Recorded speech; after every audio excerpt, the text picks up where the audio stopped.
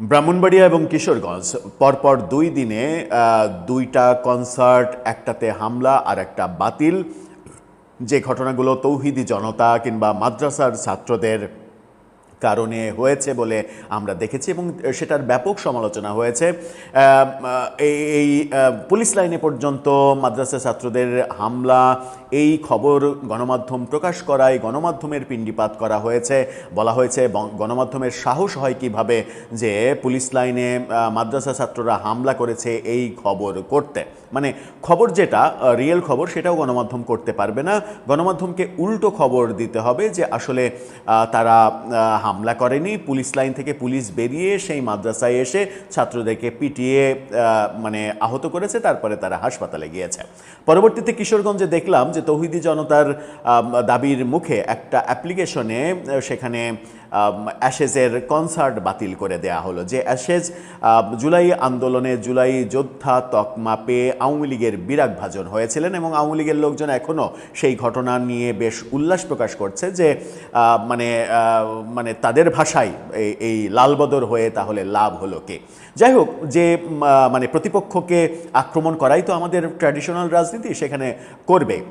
Ashes জুলাইয়ে কি ভূমিকা রেখেছিল, কোন প্রত্যাশায় ভূমিকা রেখেছিল, প্রত্যাশা পূরণ হয়েছে কি হয়নি সেটা তারা ভালো বুঝবে। কিন্তু আমাদের আলোচনার বিষয় হচ্ছে তৌহিদি জনতার কারণে দুটা পণ্ড হওয়ার ব্যাপারটা আমরা দেখেছি। একটাতে সরাসরি তৌহিদি জনতা আর একটাতে মাদ্রাসা ছাত্ররা তৌহিদি জনতার ট্যাগটা নেই। এবার তৌহিদি জনতার বাধাই নৌকাবাইজ এবং সিলেটে নৌকাবাইজ বন্ধ করে দেওয়ার ঘোষণা দেয়া হয়েছে এবং এখানে আসার কথা হচ্ছে কিশোরগঞ্জের ডিসির মতো কাপুরুষের মতো এই মানে কনসার্ট বন্ধ করার ঘোষণা দেননি ওই উপজেলার বিয়ানীবাজার উপজেলা, সিলেটের উপজেলার নির্বাহী কর্মকর্তা অর্থাৎ ইওনো। তিনি বলেছেন কোনো বাধা শোনা হবে না, এটা হবে। এটা একটা পজিটিভ বার্তা। কিন্তু তৌহিদি জনতা এই কাজগুলো করে যাচ্ছেন কেন? সরকার কেন নিশ্চুপ? সরকার এই ব্যাপারগুলোকে কি পজিটিভলি দেখছে?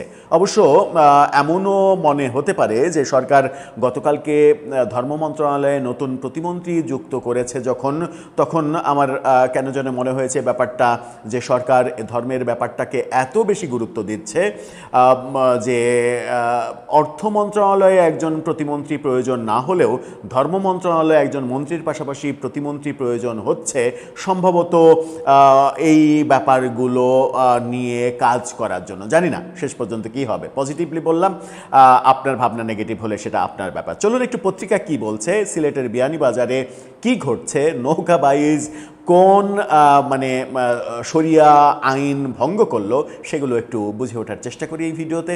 থাকবেন পলিটিক্স টিভির নিয়মিত আয়োজনে।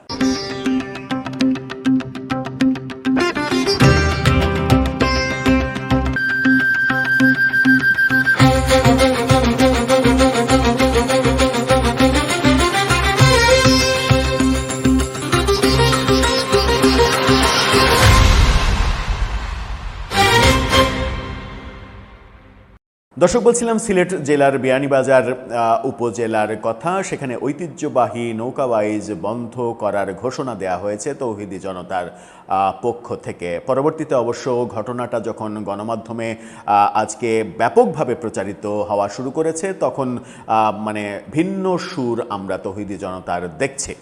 কি বলছে গণমাধ্যম? এই বিডি নিউজের এই শিরোনামটা দেখে নিন। তৌহিদি জনতার বাধায় নৌকাবাইজ বন্ধ হবে না, বিয়ানীবাজারের ইওনো। মানে ইওনো একেবারে স্পষ্ট ঘোষণা দিয়েছেন কোনো বাধায় এই নৌকাবাইজ বন্ধ হবে না। ইওনো টিকতে পারবেন তো ওখানে? এটা একটা বড় প্রশ্ন।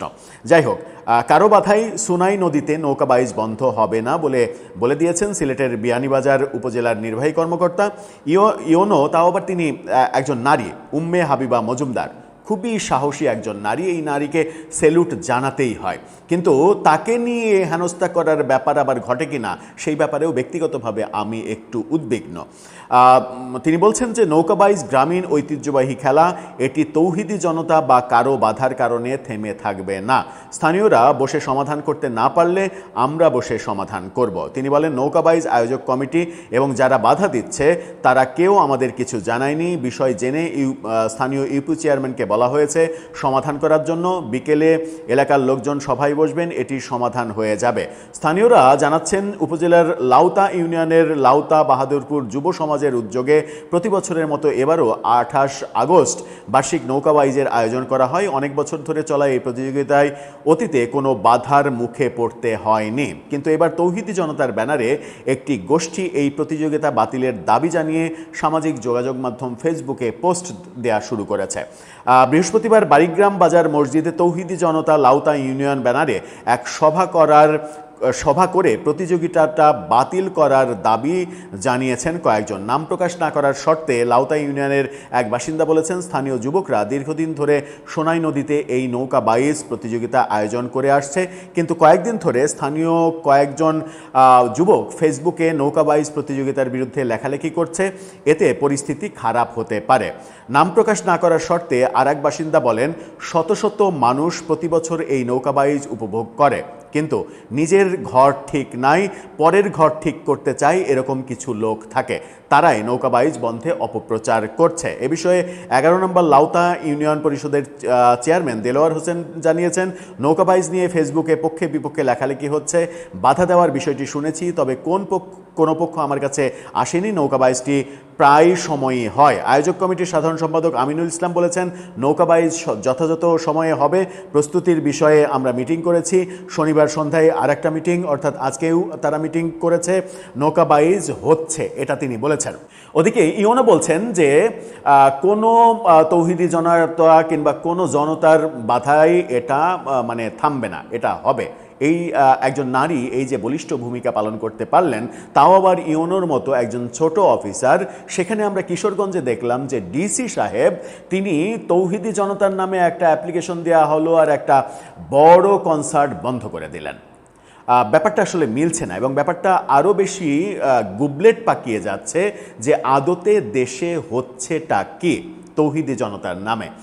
সরকার কেন চুপচাপ? সরকার কেন এই ব্যাপারে ব্যবস্থা নিচ্ছে না? সরকার এই ব্যাপারে ব্যবস্থা নেওয়ার জন্যই কি ধর্ম মন্ত্রণালয়ে দুইজনকে অন্তর্ভুক্ত করছেন, একজন মন্ত্রী, একজন প্রতিমন্ত্রী, এবং ধর্ম মন্ত্রণালয়টাকে বাংলাদেশের শীর্ষ গুরুত্বপূর্ণ মন্ত্রণালয়গুলোর একটা ভাবা হচ্ছে, যেখানে অর্থ মন্ত্রণালয়েও আমরা প্রতিমন্ত্রী দেখছি না? দর্শক, আপনার মন্তব্য জানিয়ে লিখতে পারেন আমাদের কমেন্ট বক্সে।